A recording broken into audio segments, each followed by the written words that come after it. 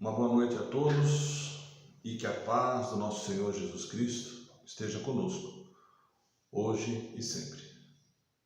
Queridos amigos, na noite de hoje nós vamos aqui dedicar alguns minutos para um pequeno estudo, um convite, na verdade, a tentarmos compreender a importância dessa obra mediúnica, Palavra de Chico Xavier, o romance espírita Paulo e Estevão. Uma obra que se aproxima de 80 anos da sua publicação e que narra aspectos do cristianismo primitivo em detalhes. Essa obra, meus amigos, ela é de muita importância para todos nós que desejamos conhecer a história do Evangelho de Jesus. E Emmanuel começa narrando essa história justamente no ano 34, na cidade grega de Corinto, onde ele vai encontrar a família do velho Yoshidev, um senhor israelita, viúvo, com 2 filhos, Gesiel, de 25 anos, e a jovem Abigail, de 18. Ele narra a passagem que Yoshidev, ao chegar à cidade de Corinto, ele morava numa área rural, recebe a informação que as autoridades romanas, no dia seguinte, estariam recebendo todos aqueles que eventualmente tivessem algo a recorrer à justiça. E Yoshidev havia, no passado, sido expropriado em suas terras, motivo que inclusive levaram ao desencarne da sua ex-companheira por desgosto, né? Ele então pensa em comparecer àquela audiência para reivindicar aqueles que seriam seus direitos diante da justiça. Fiel seguidor da lei mosaica, acreditava nas promessas de Deus e que eventualmente poderia então reaver aquilo que era dele. E quando chega em casa, comenta com os filhos, Gesiel e Abigail, que haveria no dia seguinte uma audiência nesses termos. É aconselhado por aqueles 2 jovens a não comparecer. Dizem a ele os filhos: pai, não vamos nos envolver nessa situação. Está bom do jeito que está aqui. Vamos dar sequência às nossas vidas.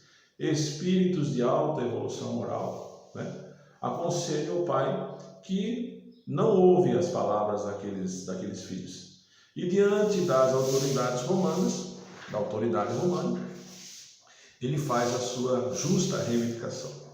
No entanto, para sua surpresa, ele não só não é atendido no seu pleito, como também é expropriado nas terras em que morava.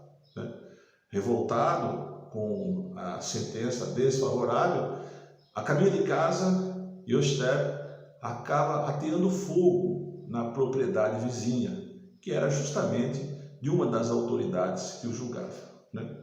Chegando no lar, ele se obriga então a dar notícia aos filhos. Notícia essa de muita tristeza, pois que haviam de deixar a propriedade. E não parava aí. Noticia também que fora ele o responsável por atear fogo na propriedade vizinha. Como Yoshidev fora visto na cena do crime, não demorou para que os soldados romanos lhe batessem a porta. E os 3 foram presos. Levados em custódia no dia seguinte, na audiência, Gesiel, compadecido da situação do pai, sabendo que ele seria condenado, assume a autoria do crime, dizendo: não fora o pai que ateara fogo, fora ele. E diante dessa confissão, ambos são condenados. O pai, porque fora visto na cena do crime, o filho que confessara, e a filha havia sido então absolvida. Diante da condenação, o velho sofre uma tremenda surra, e acaba desencarnando. Gesiel, após ser vilipendiado no seu corpo, torna-se escravo romano. E Abigail passará então a ser uma fugitiva, porque não havia mais ambiente para que ela continuasse morando na cidade de Corinto. E assim, tragicamente, inicia-se esse nosso romance. O pai havia desencarnado, o filho havia se tornado escravo e a filha fugitiva. Gesiel, depois de passado algum tempo na prisão, é encaminhado às galeras romanas, num trabalho físico muito penoso, nas embarcações. Espírito superior que o era, não revolta-se diante da situação e aceita com prudência a nova condição. E a história discorre até o momento que embarca naquela nau uma autoridade romana de nome Sérgio Paulo. Após embarcar, Sérgio contrai uma doença contagiosa e é isolado na embarcação. E o comandante da nau acaba destacando o jovem Gesiel, aquele espírito manso e pacífico, para cuidar daquela autoridade. Passado algum tempo, aquela autoridade de nome Sérgio Paulo recupera a saúde. No entanto, Gesiel é contagiado pela doença e acaba adquirindo a peste. E nessa condição é sentenciado a ser jogado ao mar. Afinal de contas, ele era um escravo romano, e não se iria arriscar toda a embarcação por conta de um escravo. Aí, aquela autoridade acaba intervindo num gesto de gratidão que dá a ele a sua liberdade. O próprio Sérgio Paulo o encaminha num bote a uma praia deserta, aonde ele é deixado à própria sorte. Desembarcado na praia de Jope, recebe algum dinheiro e a recomendação de que mudasse de nome, porque afinal de contas, um escravo romano não poderia ser liberto. Deixado à própria sorte, acreditava-se que ele não resistiria. No entanto, foi socorrido e encaminhado à cidade de Jerusalém, aonde bate as portas da casa do caminho. E quem o acolhe? Simão Pedro, que ao lado de João, evangelista, de Felipe, de Tiago Menor, formavam na cidade de Jerusalém o primeiro núcleo cristão, a casa do caminho. E aqui Emmanuel faz uma advertência muito interessante, porque ele nos coloca que a casa do caminho não era apenas um núcleo religioso de pregação do evangelho, mas um núcleo de assistência social, como dizendo, não se basta pregar o evangelho, é preciso ir até os doentes e necessitados. Então Gesiel é acolhido, recupera-se da saúde, e torna-se então um membro daquela nova comunidade. Recebe ele, através de Simão, a informação de que aquele núcleo cristão era dedicado à figura de Jesus. E ele gostaria de saber quem era aquele Jesus. Quando Simão esclarece que Jesus era o Messias prometido. E aonde estaria? Simão esclarece. Fora ele crucificado. E então Gesiel começa a tomar contato com aquela nova realidade. Ele que era um grande conhecedor das leis mosaicas, que acreditava na figura da vinda do Messias prometido, agora se convencera de que o Messias já havia chegado e atendia pelo nome de Jesus. Gesiel, agora convertido em Estevão, rebatizado, passa então, meus amigos, a ser o primeiro grande orador do Evangelho primitivo. Naquela mesma época, chega à cidade de Jerusalém, vindo de Tarso, um jovem de formação clássica, preparado para assumir o sinédrio local, de nome Saulo. E Emmanuel narra as primeiras cenas de Saulo na cidade de Jerusalém. O encontro com um amigo de Sadoc, da cidade de Damasco, e ele acaba perguntando a Sadoc o que estaria ele fazendo naquela cidade. E ele explica que vinha até Jerusalém por conta da cura de um tio, e fora ele curado justamente por aqueles homens do caminho. Curiosos por aquela nova atividade, ambos decidem comparecer à casa do caminho para conhecer aquelas atividades religiosas. E quando eles chegam lá, são acolhidos por Simão, por Filipe, por João, por Tiago, né? E ali ele acaba presenciando um discurso inflamado de Estevão. Estevão, o primeiro pregador do evangelho primitivo, esclarece àqueles irmãos que o Messias prometido havia chegado, que ele era Jesus, que vinha nos trazer a revelação do amor e da caridade. Contrariado no seu íntimo, Saulo acaba discorrendo como poderia ser aquele Messias, o carpinteiro, que fora ele crucificado na cruz ao lado de 2 ladrões julgados pelo Sinédrio, ser o Messias prometido. O carpinteiro não fora capaz nem de se salvar. Como seria ele o Messias?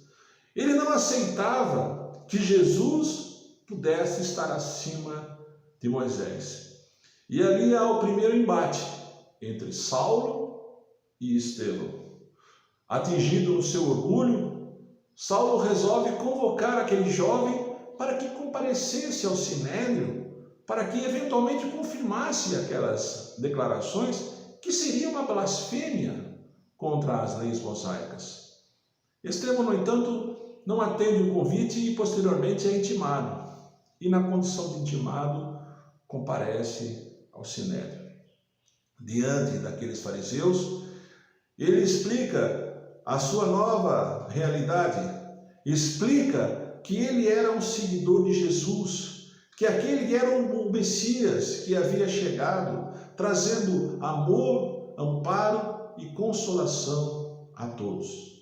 Nessa condição, ele é agredido por Saulo, na medida em que Saulo não concorda. Ele era um entusiasta, defensor da lei mosaica, né? E pede a condenação de Estevão. E quando ele vai até Gamaliel, seu superior à época, pedindo a condenação de Estevão, né? Gamaliel, que era neto de Eliel, uma grande autoridade judaica, por prudência, acha melhor estudar o caso. E ele próprio, Gamaliel, vai até a casa do caminho, aonde se encontra com Simão e com os demais apóstolos, inteirando-se daquela nova atividade. Recebe de Simão uma cópia do Evangelho de Mateus. E aqui há uma grande revelação de Emmanuel, porque ele nos afirma que, nesse momento, o Evangelho de Mateus já havia sido escrito, né? Recebe a obra e passa a estudá-la.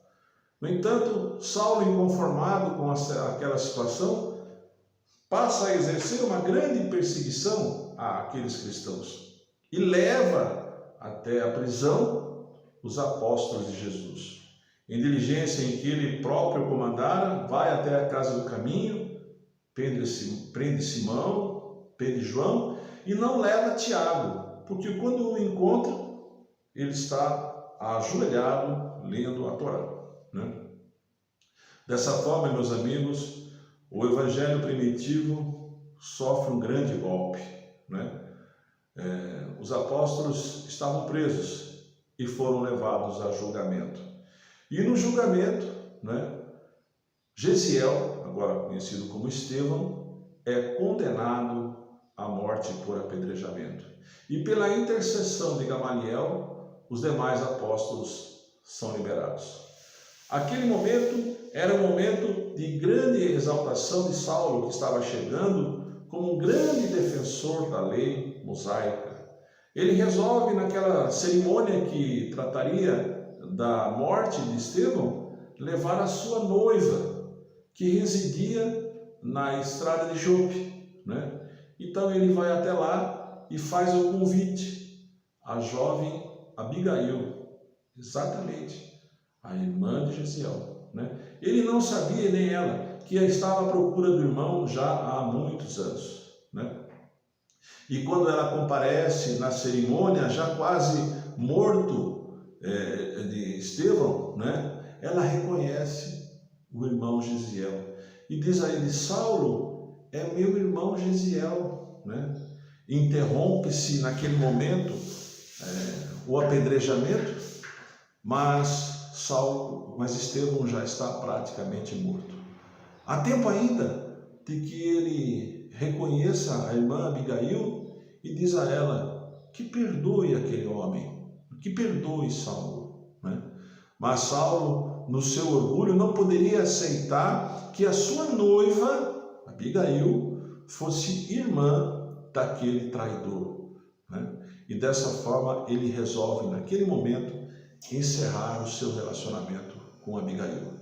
Abigail volta à estrada de Jope e só recebe a visita de Saulo 8 meses depois, quando ele lá comparece na procura da reconciliação. Mas quando Saulo chega às portas de Jope à procura de Abigail, ela se encontra doente e convertida ao cristianismo. Ela recebera as informações de um velho Ananias, que por lá passava e se estabelecera, que dá a ela as primeiras orientações do Evangelho que o próprio irmão seguia. Saulo, desconcertado, vai embora, mas é chamado para que no dia seguinte retorne à cidade de Jope, porque Abigail, muito doente, estava por desencarnar. E acontece. Nos braços de Saulo, Abigail desencarna e segue para o mundo espiritual. Saulo se revolta.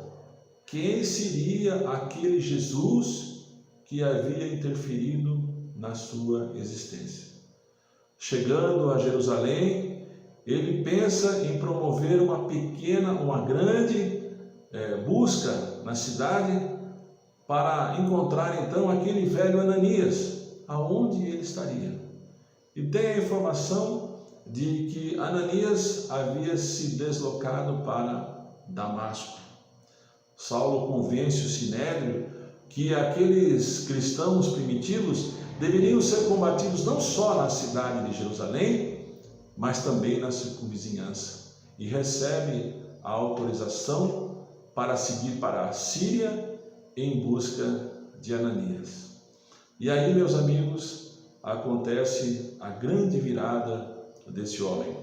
Saulo, a caminho de Damasco, às portas da cidade, ao meio-dia, sol a pino, chegando à cidade de Damasco, no seu cavalo, um grande carão à sua frente, e ele cai de joelhos. E uma voz diz a ele: Saulo, Saulo, por que me persegues? E ele responde: Quem és tu, Senhor? E a voz: Eu sou Jesus. Saulo humildemente diz a ele: Que queres que eu faça? É o fundo de poço de Saulo, é a mudança de comportamento. Ele então vê Jesus, que diz a ele: Segue até a cidade de Damasco, que lá será dito o que fazer. Saulo, no entanto, após aquela visão esplêndida à sua frente, fica cego e resolve então seguir os conselhos daquele Jesus e volta e vai até a cidade de Damasco.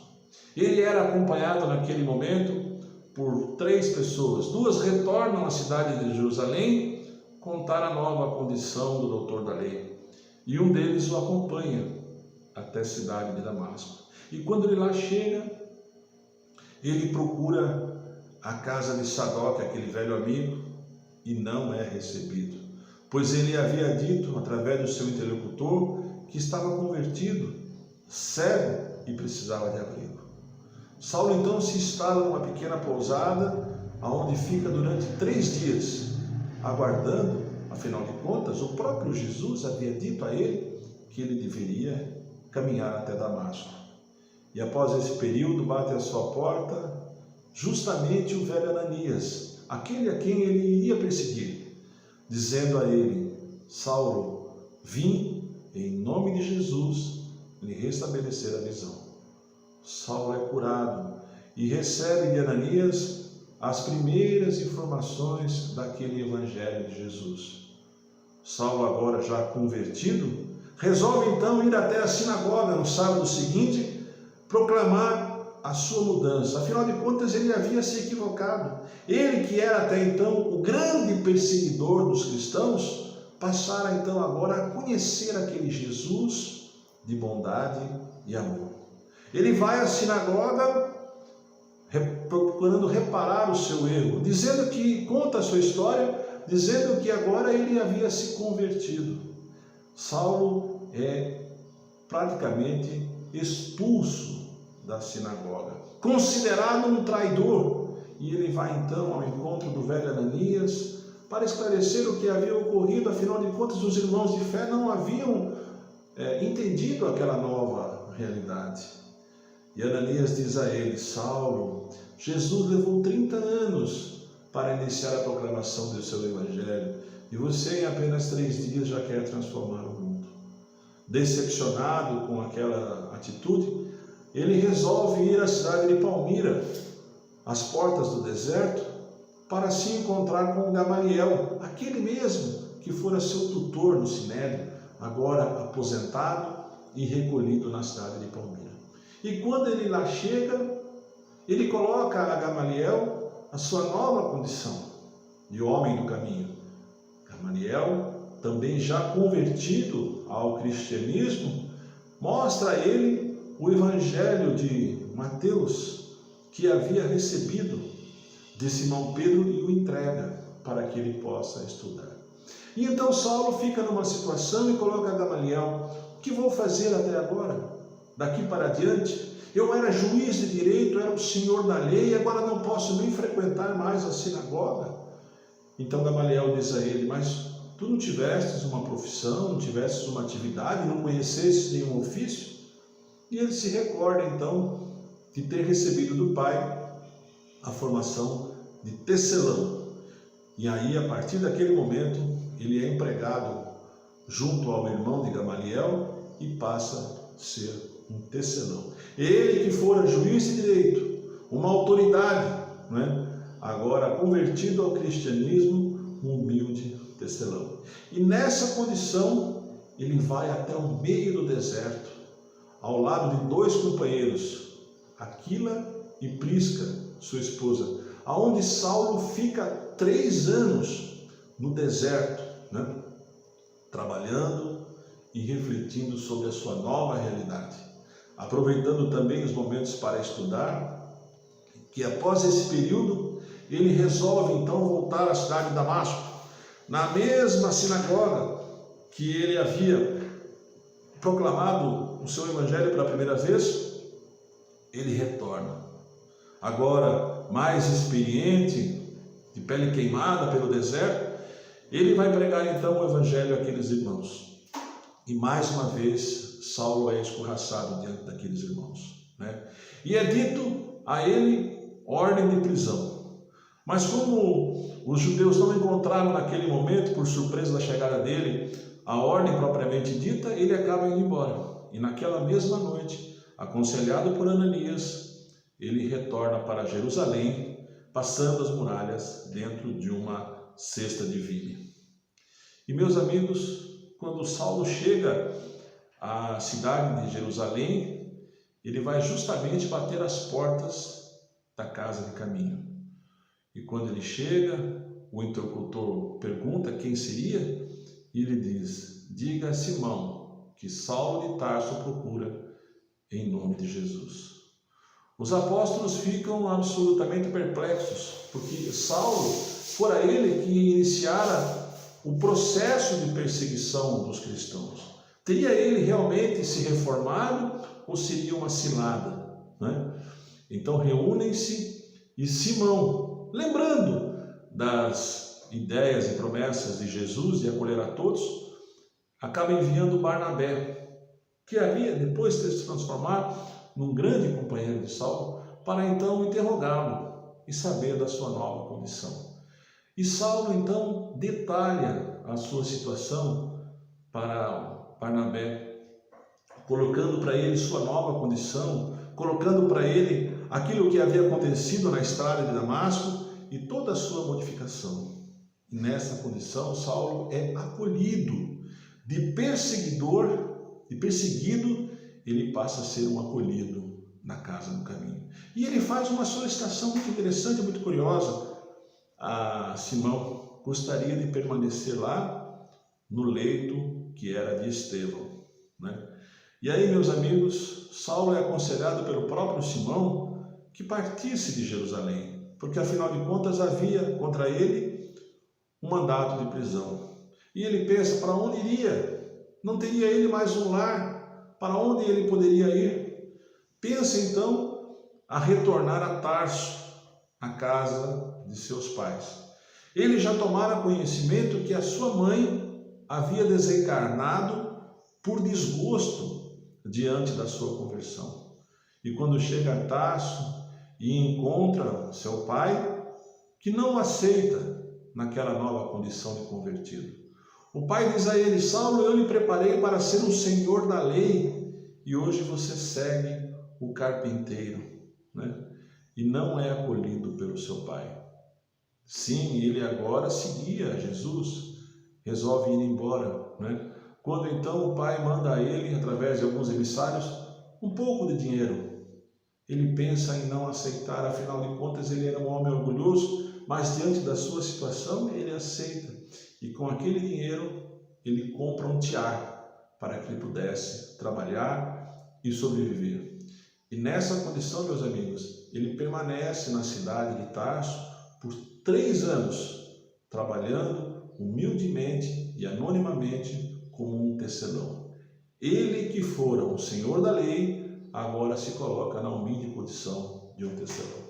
Até que, num determinado momento, ele recebe a visita de Barnabé, que o procura por conta de uma mensagem de Simão Pedro, que ambos deveriam seguir a cidade de Antioquia, na Turquia, onde estava sendo fundado o primeiro núcleo cristão fora da cidade de Jerusalém.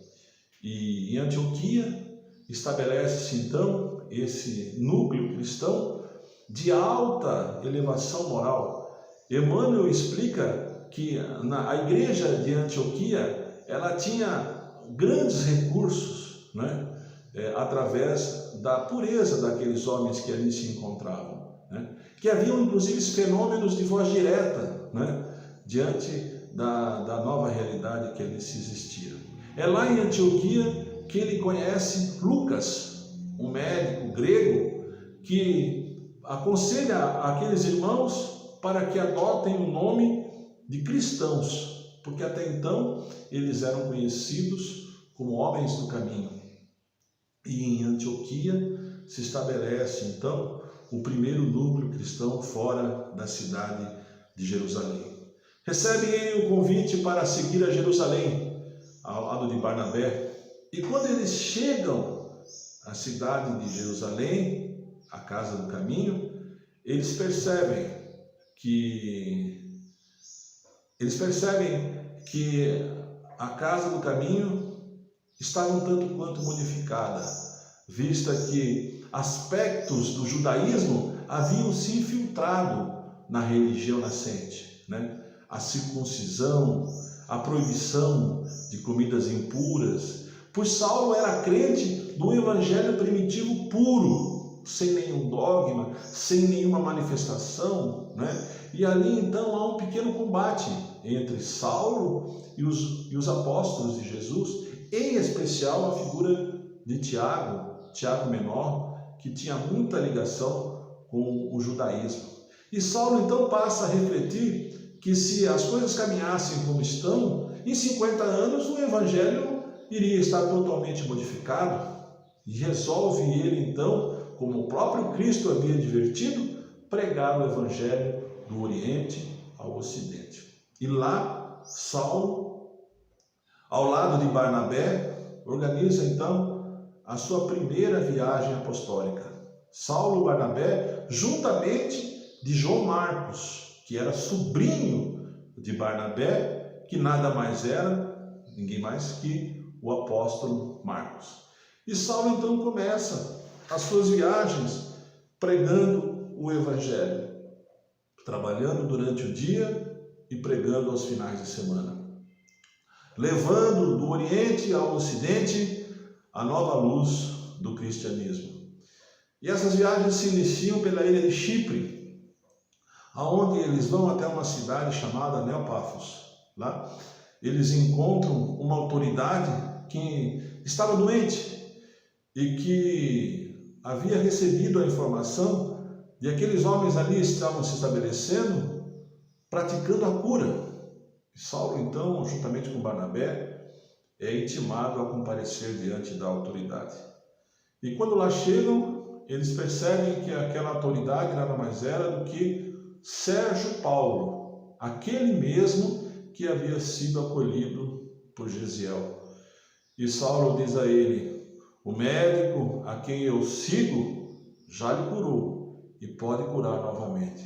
Mas quem era aquele médico que já havia curado? E ele disse: Jesus. Aonde está? Jesus está no coração de todos nós. Sérgio Paulo agora novamente é curado e passa a ser um grande incentivador do cristianismo primitivo. Situação essa que leva a Barnabé a dizer: Saulo, diante das maravilhas que estavam acontecendo naquela viagem, que ele deveria então mudar de nome, se converter. E ele adota o nome de Paulo, ao invés de Saulo. Agora ele se batiza nesse momento como Paulo, em homenagem a Estevão, que havia curado Sérgio Paulo. A viagem se percorre por praticamente todo o Oriente, Saulo, Barnabé, até o momento em que João Marcos, acaba deserdando, né? Viagem essa que ao todo leva 4 anos. Meus amigos, Emmanuel narra várias passagens de Saulo durante suas viagens, onde muitas vezes foi incompreendido, né? Sendo apedrejado, sendo preso, vilipendiado, né?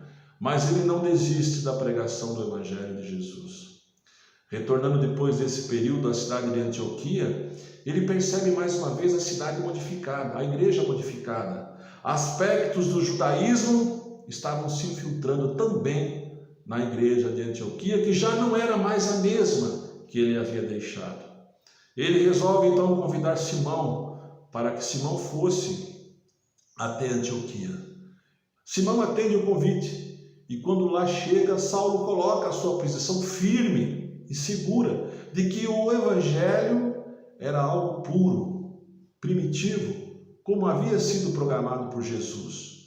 E não se misturava com a aliança da carne, com a circuncisão, com aspectos do judaísmo. Ele coloca que Jesus estava sim acima de Moisés, né? E ali então há um embate entre Paulo e Simão. E ele então invoca Simão, que tinha grande autoridade à época, porque ele fora um acompanhante de Jesus. E Paulo diz a ele: o que fazer? E Simão, num gesto de humildade, diz: Paulo, eu que neguei Jesus 3 vezes, o que poderei dizer? Resolve-se então os cristãos primitivos se reunirem no primeiro concílio na cidade de Jerusalém.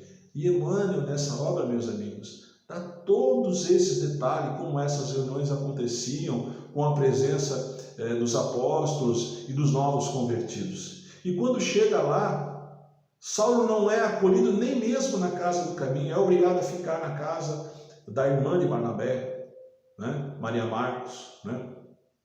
Ele percebe que o judaísmo estava totalmente infiltrado. E Simão esclarece para ele que naquele momento, daquela dificuldade, era necessário se conviver com o judaísmo. Porque como acolher aqueles irmãos? Mais de 100 pessoas estavam lá na casa do caminho e não haviam recursos.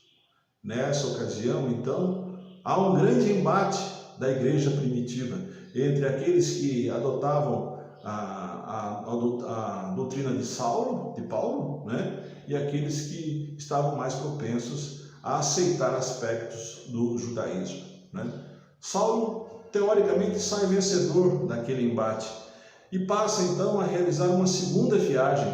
Viagem essa com o objetivo de divulgar o evangelho e amealhar recursos para a igreja primitiva de Jerusalém, para que ela não dependesse tanto dos judeus da época, né? E aí inicia-se a segunda viagem de Saulo, aonde Emmanuel narra aspectos muito interessantes das suas passagens pela Grécia, por Éfeso, né? Até se estabelecer na cidade de Corinto, onde ele fica 1 ano e 8 meses praticamente. E é em Corinto, né, que Saulo começa a perceber a dimensão do seu trabalho, né? Ou seja, aquelas novas igrejas nascentes que ele havia fundado ao lado de Barnabé, agora ele estava ao lado de Silas, mas que ele havia fundado, desejavam a sua presença. E ele já não consegue mais, a idade vai chegando, e ele recebe então a informação de que ele deveria escrever. E surge aí então as cartas de Paulo, as epístolas de Paulo, inicialmente escritas por Silas, posteriormente por ele. Ele começa a divulgar através das suas cartas o ideal cristão, né? E isso passa a acontecer com uma certa frequência. Retornando à cidade de Antioquia, onde se estabelecera, ele recebe uma carta de Tiago Menor, que ele deveria comparecer à cidade de Jerusalém para prestar um depoimento ao Sinédrio. A sua presença lá estava sendo exigida. Paulo deveria comparecer ao Sinédrio, né? Os judeus da época entendiam que Paulo estava esvaziando as sinagogas com a nova pregação do Evangelho e queriam a presença dele lá, né? Ele reflete, imaginando que se ele voltasse a Jerusalém, ele seria preso. Então ele se acolhe no Evangelho de Mateus, abre e recebe a informação: reconcilia-te com teu inimigo enquanto está a caminho. Tiago propriamente não era seu inimigo, né? Mas era um grande defensor do judaísmo dentro da doutrina cristã. E ele então, que já estava prestes a partir para Roma, acaba abortando a sua viagem e vai até Jerusalém. Diante do Sinédrio, Paulo é condenado e preso. Um grande tumulto naquela ocasião, porque os judeus queriam justiça, queriam a aniquilação de Saulo, né? No entanto, a pedido de Lucas, as autoridades romanas intervêm e Paulo é levado à prisão. Um grande tumulto se forma e a autoridade local resolve tirar Saulo de lá e levar até Cesareia, numa escolta de praticamente 400 homens. Quando Paulo chega a Cesareia, as autoridades ficam perplexas, 400 homens para um, né? E lá ele fica durante 2 anos preso, pois afinal de contas não havia nenhuma acusação formal contra ele. Havia somente a indisposição dos judeus da época contra a pessoa de Paulo, né? Ficando preso, né? Após esse período onde ele aproveita para escrever, para refletir, né? Em especial em companhia de Lucas, aquele médico que o acompanhara, né? Ele então apela para César, ou seja, ele na verdade era um cidadão romano, ele possuía através da sua família o título de cidadão romano e apela para César, para que fosse julgado em Roma. E aí Emmanuel narra toda a viagem de Saulo partindo de Cesareia até a sua chegada a Roma, uma viagem que Emmanuel narra com extremos detalhes, inclusive o naufrágio às portas da cidade de Malta e a sua chegada em Roma. E quando ele chega em Roma, romano que era, é absolvido, porque afinal de contas não havia nenhuma acusação consistente contra ele. Ele resolve então dar continuidade à sua pregação, resolve ir à Espanha. Ele já estava velho, alquebrado, e naquele momento não foram porque recebe aos irmãos de Jerusalém. João e Simão ali chegam à cidade de Roma, mas mesmo assim ele parte para a Espanha, né?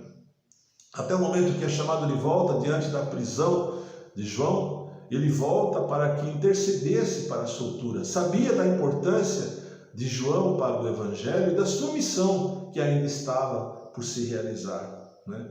João é solto e retorna à Ásia. Mas naquele momento, meus amigos, nos aproximamos do ano de 64, o imperador de Roma era Nero, né? Que era um espírito altamente ambicioso e resolve atear fogo à cidade de Roma. Roma queima por 14 dias, né?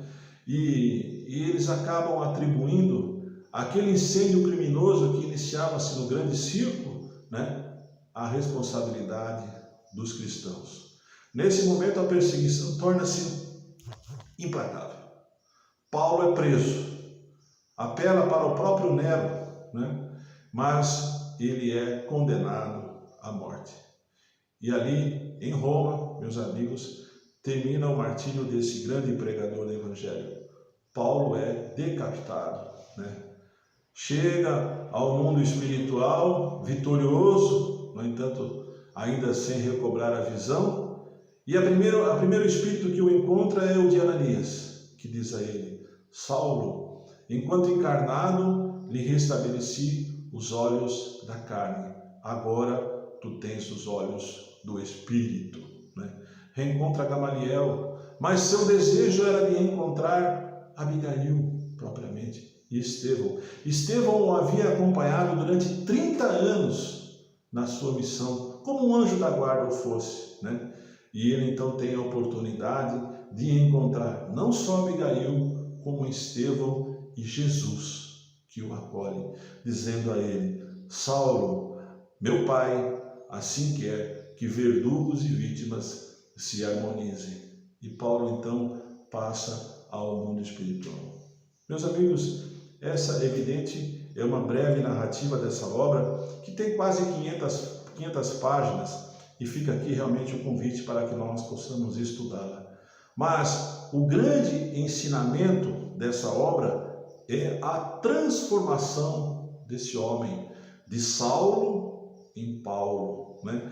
A grande transformação moral, que é o convite que nós fazemos, que todos nós podemos fazer. Paulo, de perseguidor, passa a ser a grande pilastra do evangelho primitivo, porque os demais apóstolos tinham poucas condições intelectuais, eram pescadores, cobradores de impostos, mas Paulo era um doutor da lei, era um homem letrado e conseguiu, através da sua disciplina e dedicação ao Cristo, tornar-se a grande pilastra do evangelho primitivo.